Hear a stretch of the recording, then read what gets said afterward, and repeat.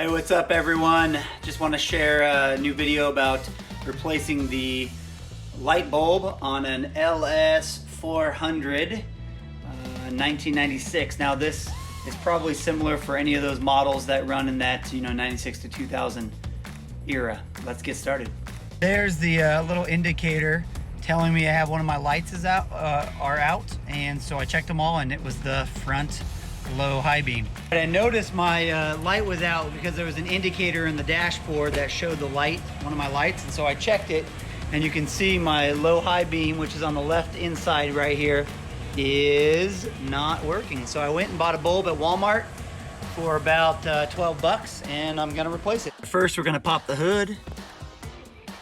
All right, so my had a little plastic cover that I just popped off, and I have a little, it looks like a 10 mil battery cover that I'm gonna go ahead and pull that off, and just to give me a little more space. I'd like to do this without pulling the light off, which I believe is possible. So we're gonna go get the 10 mil. All right, so what I did is I just removed the little battery holder, and there was a plastic little grommet that said lift, and it's just a plastic little, looks like it's holding the light fixture in place. I just slid that out of the way, and then the next thing I did was just pulled the supply from the battery. So there's that little holder. Just unplugged the light bulb, and now the light bulb's sitting here. There's a rubber grommet that's kind of sitting behind it, and I just sort of peeled it back and exposed the 4 prongs to the light bulb. And let's see if you can get in there and see that thing. So we're right in here. Let's zoom out just a little bit. So there's the light bulb, there's 4 prongs, and then there's 2 little metal clips. I'm just going to use my little hand and unhook the metal hooks to the light bulb. Guys, I like to check the bulbs before I rip open the package, just so I can easily return it if I need to. And all of these bulbs look pretty good. You can see the writing is on the top part, and it looks like it's an E1 9003. It's what I'm going for. Actually, it looks like the exact same bulb that I'm replacing here.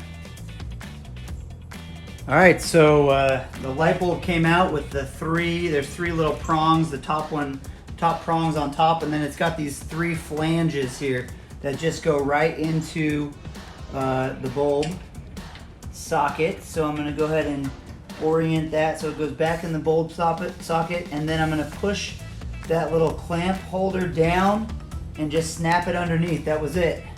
And now I reapply that rubber grommet and make sure that it's all sealed up there.